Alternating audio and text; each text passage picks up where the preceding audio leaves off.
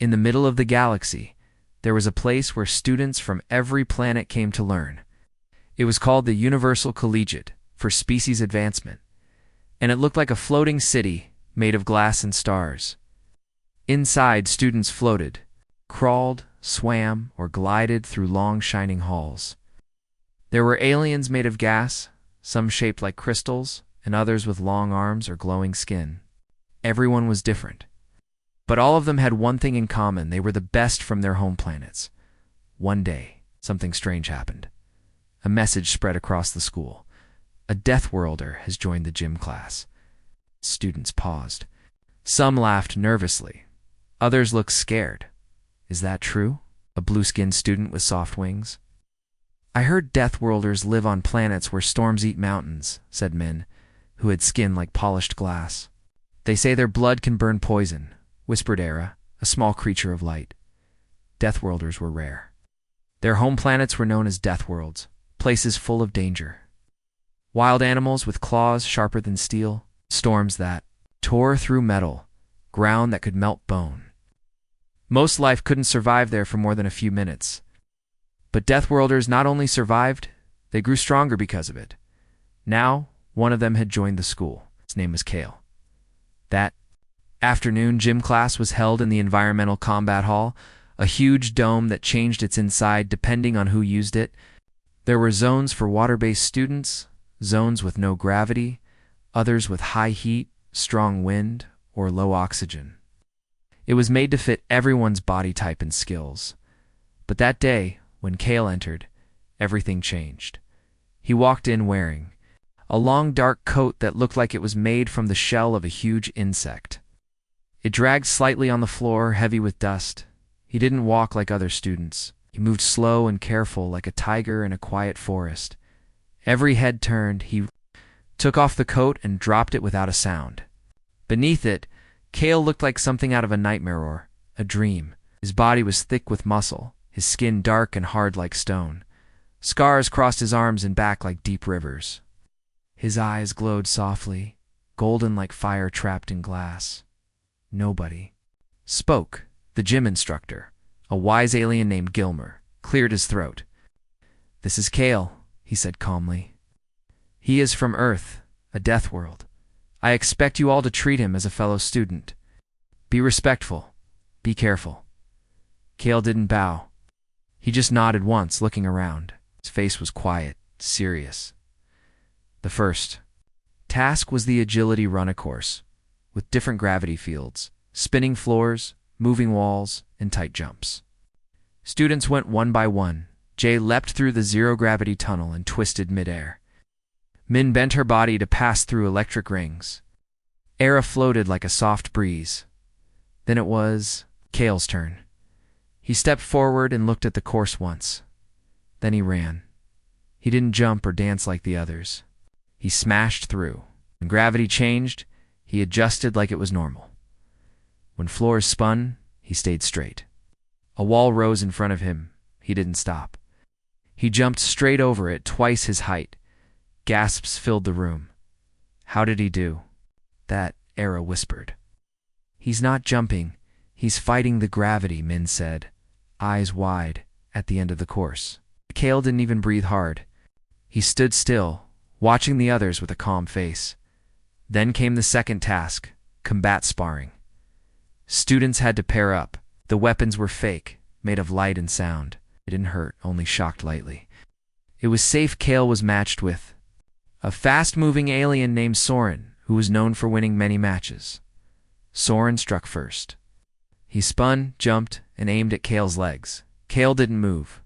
When the hit came, Kale blocked with his forearm, then moved so fast the room seemed to blur. His attack was a short, powerful push. Soren flew back, landing flat. The room went silent. But Kale walked forward and offered his hand. "You move well," he said simply. "Try again." Soren took the hand, shaking slightly. The instructor said, "Nothing." He just wrote something on his tablet. The other students were watching, but now it wasn't just fear, they were curious. Who was this Deathworlder, who looked like a beast, but helped his opponent up? More matches came. Kale moved like a storm. He didn't brag. He didn't hurt anyone more than needed, but each strike was clean, fast, and heavy. One student, Buell, said afterward, "I felt like I was sparring with a walking mountain." The day ended. Students whispered in every hallway. "Did you see how he moved? His skin, it looked like armor. Didn't even flinch when Soren hit him." Rumors spread fast. Some said Kale didn't feel pain. Others said he trained on a planet where gravity crushed bones. Some believed he was made in a lab. Some were still scared. But one thing was now clear to all. Kale was not like them. He was stronger, quieter, and somehow noble. He didn't want to show off, didn't speak much. But when he moved, it was like watching something ancient and powerful. By the end of the week, everyone at the Universal Collegiate had heard the same words. The Deathworlder is real, and he is here. Weeks passed, and Kale's name was no longer whispered in fear. Now it echoed in the halls with surprise, respect, and even admiration. At first, most alien students didn't know how to act around him. Some still walked a long way around him. Others watched him silently from corners. But Kale didn't seem to notice. He trained harder than anyone. He arrived early to class, stayed after others had left, and always followed the rules. He didn't speak unless spoken to. And when he did, his voice was quiet but firm. One morning, the gym instructor Gilmer called everyone into the main chamber. "Today," said, "you will be tested in something bigger than a match. A full-scale planetary survival simulation." Gasps filled the room. "These drills are rare," Gilmer continued, "and dangerous. But they are part of your growth. You will be put into real survival conditions. Fire, floods, poisoned air, falling buildings, hostile enemies. You must rescue civilians. Work together. Survive." Every student stood straighter. Some blinked nervously. Others looked excited. And one, Kale, simply nodded. Teams were chosen at random. Kale's team was strange. None of the strong fighters were with him. Instead, he was grouped with Era, a small light being with no physical strength; Siok, a nervous biohealer who hated stress; Buell, a smart thinker but physically weak; Hannah, fast but fragile; Jay, quiet and shy but good with maps. Other teams had fast flyers, rock-armored giants, or fire-spewing warriors. Some laughed when they saw Kale's team. "The Deathworlders with the weakest ones," someone said. "Let's see how long they last," another muttered, but Kale didn't care.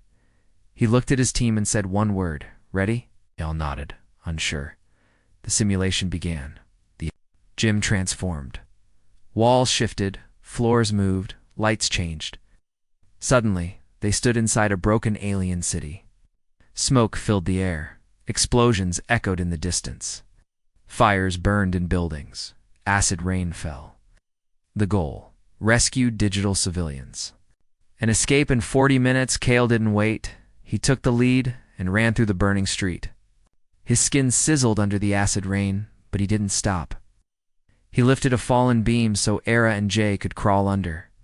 He used his thick arms to punch through a locked door and pull out a crying child bot. He didn't flinch once. Siok looked at Kale in shock. "Your hand's there, burning." Kale just said, "Keep moving." The team followed him through the maze of destruction. When toxic gas filled a hallway, Hannah panicked. "Can't go through." But Kale had already pulled a cloth from his coat and tied it around her mouth. "Hold on to my back," he said. He ran straight through the gas, carrying Hannah and two bots on his shoulders. Bial, usually calm, stared in disbelief. "How is he alive?" "No time," Kale said. Left path. 3 civilians ahead. They moved like a machine now. Ara flew ahead, scouting for enemies. Jay guided them using maps. Bugel found safe paths. COAC treated injuries quickly. Kale was their shield, their wall, their storm. Near the last building, they heard screaming. Enemy drones surrounded a collapsed tower. Other teams had already tried and failed to reach it. One lay frozen, another had lost a member. Kale's team looked at the chaos. "Too dangerous," said Siok. "They're too many." "We won't make it," Hannah whispered. Kale's eyes narrowed. We will. He turned to Ara. Blind them with light. To Coek, when I say go, run in. To Buell, find a high point. Give me timing. Then he took off. He didn't wait for backup. He charged through the drones, spinning and smashing. One hit his leg, he kept going. Another struck his shoulder, he grabbed it and threw it aside. The others followed. Ara burst with a flash so bright the drones froze. Coek and Hannah rushed in, grabbed the trapped bots and pulled them out. Bujal shouted from above, 15 seconds to evac. Kale ran last, dragging the tower door closed behind him just as the building collapsed. They made it. The siren rang. Time was up. The lights turned back on. Simulation complete. Students reappeared in the main gym, gasping and sweaty.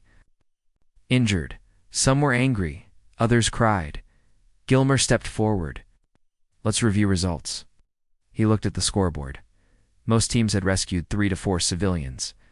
Some teams had lost members. Only one team had rescued all. 8 civilians with no member lost. Kale's team. Silence filled the room. Then someone started clapping. It was Min, the crystal-skinned student. Others followed. Applause rose louder and louder. Kale stood still, his skin bruised, one eye cut, but his face calm. Gilmer raised his hand. Today, you all witnessed something important. Not just strength, not just speed, but leadership, sacrifice, and unity. He looked at Kale. Many feared. Deathworlders. But today, Kale showed us what true strength looks like. It is not in crushing others. It is in lifting them up. Jay stepped forward and spoke for the first time. He saved me. Not just in the simulation, but in real life too. Coek nodded. I didn't let us give up, Buell said. He trusted us when no one else did. Even students who once feared him now stepped closer. One asked Kale, how do you do it? Kale looked around. His voice was low but strong. Where I come from, he said, the world tries to kill you every day. So you learn to fight. But fighting isn't everything. If you only fight, you die alone. Real strength, standing up with others. He paused, and never letting them fall.